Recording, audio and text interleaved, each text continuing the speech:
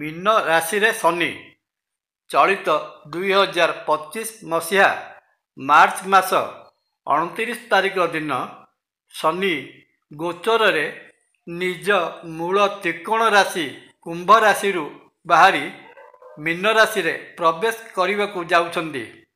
ଏହି ମୀନ ରାଶିରେ ଶନି ପ୍ରବେଶ କରିବାର ଅବ୍ୟବହିତ ପୂର୍ବରୁ ଆମେରିକା ଇତିହାସରେ ଦେଖାଗଲାଣି ସବୁଠାରୁ ଭୀଷଣ ଅଗ୍ନିକାଣ୍ଡ।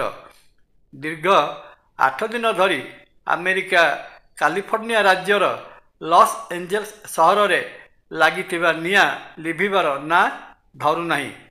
ଲକ୍ଷ ଲକ୍ଷ ଲୋକ ବାସହୀନ ହେବା ସଙ୍ଗେ ସଙ୍ଗେ ଲକ୍ଷ ଲକ୍ଷ କୋଟି ଟଙ୍କାର ସମ୍ପତ୍ତି ଜଳିପୋଡ଼ି ପାଉଁଶ ହୋଇଗଲାଣି।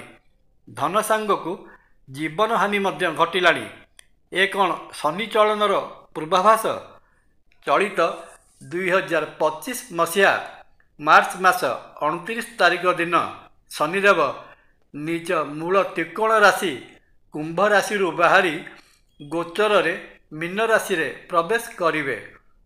ଶନି ଗୋଟିଏ ରାଶିରେ ପ୍ରାୟ 2.5 ବର୍ଷ ଧରି ଅବସ୍ଥାନ କରୁଥିବା ବେଳେ ସମଗ୍ର ରାଶିଚକ୍ରକୁ ପରିଭ୍ରମଣ କରିବା ପାଇଁ ପ୍ରାୟ 30 ବର୍ଷ ସମୟ ନେଇଥାନ୍ତି।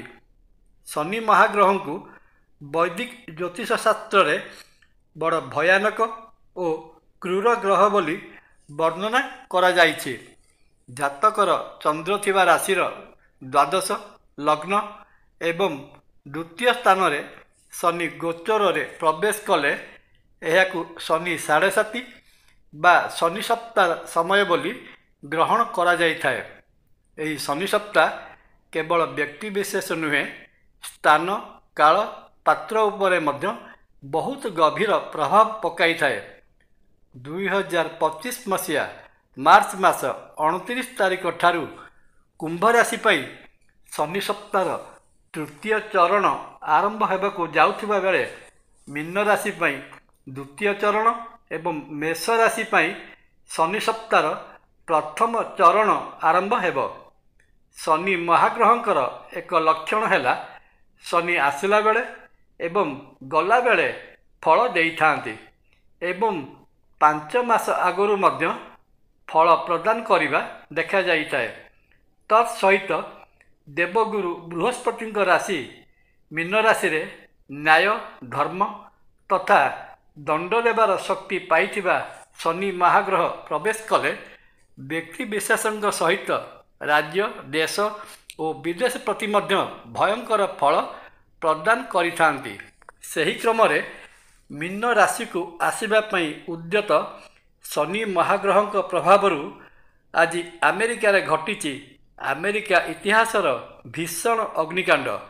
ସମ୍ୟକ ଭାବେ ଜାଣିବା ଆମେରିକାର ଲସ୍ ଏଞ୍ଜେଲସ୍ ସହରରେ ଲାଗି ରହିଥିବା ଅଗ୍ନିକାଣ୍ଡ ସମ୍ପର୍କରେ। ଆମେରିକାର ଏକ ପ୍ରମୁଖ ସହର ଲସ୍ ଏଞ୍ଜେଲସରେ 8 ଦିନ ତଳୁ ଲାଗିଥିବା ନିଆଁ ଏପର୍ଯ୍ୟନ୍ତ ଲିଭି ନାହିଁ। ହଜାର ହଜାର ଘର ପୋଡ଼ି ପାଉଁଶ ହୋଇଯାଇଥିବା ବେଳେ ଲକ୍ଷ ଲକ୍ଷ ଲୋକ ଗୃହହୀନ ହୋଇଯାଇଛନ୍ତି। ଆମେରିକାର ଲସ୍ ଏଞ୍ଜେଲସରେ ଲାଗିଥିବା ଏହି ନିଆଁ ଲିଭିବାର ନାଁ ଧରୁନଥିବା ବେଳେ ବର୍ତ୍ତମାନ ସୁଦ୍ଧା ଏହି ଭୀଷଣ ଅଗ୍ନିକାଣ୍ଡରେ 250 ବିଲିୟନ ଆମେରିକୀୟ ଡଲାର ତଥା ଭାରତୀୟ ମୁଦ୍ରାରେ 20 ଲକ୍ଷ କୋଟି ଟଙ୍କାର ସମ୍ପତ୍ତି ପୋଡ଼ି ନଷ୍ଟ ହୋଇସାରିଲାଣି। ଆମେରିକାର ଫାୟାର ଫାଇଟରଙ୍କ ଠାରୁ ଆରମ୍ଭ କରି ଏରୋପ୍ଲେନ୍ ଓ ଆର୍ମି ନିଆଁ ଲିଭା କାର୍ଯ୍ୟରେ ଲାଗିଥିଲେ ମଧ୍ୟ ନିଆଁ ଲିଭି ପାରୁନାହିଁ। କାଲିଫର୍ଣ୍ଣିଆର ଜଙ୍ଗଲରୁ ଲାଗିଥିବା ନିଆଁରେ ଏପର୍ଯ୍ୟନ୍ତ 24 ଜଣ ପ୍ରାଣ ହରାଇବା ସଙ୍ଗେ ସଙ୍ଗେ ପ୍ରାୟ 1,80,000 ଲୋକ ବାସହୀନ ହୋଇପଡ଼ିଛନ୍ତି। 8 ଦିନ ହେଲା ଲାଗିଥିବା ନିଆଁ ଲିଭି ନଥିବା ବେଳେ ପୁଣି ଥରେ ଲସ୍ ଏଞ୍ଜେଲସ୍ ସହରର ଆଖପାଖ ଜଙ୍ଗଲରେ ନିଆଁ ଲାଗିବାର ଚେତାବନୀ ଜାରି କରାଗଲାଣି। ସମଗ୍ର ପୃଥିବୀରେ ଫିଲ୍ମ ନିର୍ମାଣ ପାଇଁ ପ୍ରସିଦ୍ଧ ହଲିଉଡ୍ ଯୋଗୁଁ ଲସ୍ ଏଞ୍ଜେଲସ୍ ସହର ବିଶ୍ୱରେ ପ୍ରସିଦ୍ଧି ଲାଭ କରିଛି।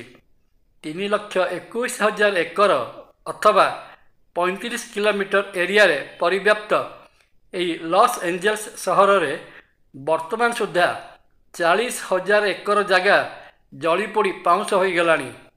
ଫିଲ୍ମ ପରଦାରେ ପ୍ରଦର୍ଶିତ ହଲିଉଡ୍ ସିନେମାର ଅଗ୍ନିକାଣ୍ଡ ଦୃଶ୍ୟଠାରୁ ଏ ନିଆଁ 1000 ଗୁଣରେ ଭୟଙ୍କର ହୋଇ ସମଗ୍ର ଆମେରିକା ତଥା ବିଶ୍ୱବାସୀଙ୍କ ପାଇଁ ଚିନ୍ତାର ବିଷୟ ହୋଇଛି। ଲସ୍ ଏଞ୍ଜେଲସ୍ କାଉଣ୍ଟିର ସେରିଫ୍ ରବର୍ଟ ଲୁନା କହିଛନ୍ତି, ଜଙ୍ଗଲରେ ଲାଗିଥିବା ନିଆଁ ଏଭଳି ଲାଗୁଛି ସତେ ଯେପରି ଏହି ଅଞ୍ଚଳରେ ପରମାଣୁ ବୋମା ବିସ୍ଫୋରଣ ହୋଇଛି।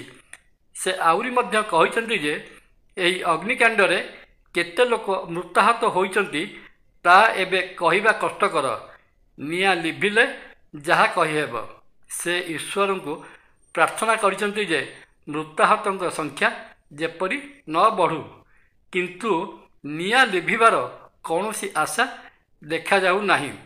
ଆଗକୁ ଆମେରିକାର ନବନିର୍ବାଚିତ ରାଷ୍ଟ୍ରପତି ଡୋନାଲ୍ଡ ଟ୍ରମ୍ପ ରାଷ୍ଟ୍ରପତି ରୂପେ ଶପଥ ଗ୍ରହଣ କରିବାକୁ ଥିବାବେଳେ ଲସ୍ ଏଞ୍ଜେଲସର ଏ ଭୟଙ୍କର ଅଗ୍ନିକାଣ୍ଡ ତାଙ୍କ ପାଇଁ ପ୍ରମୁଖ ସମସ୍ୟା ହୋଇ ଛିଡ଼ା ହେଲାଣି।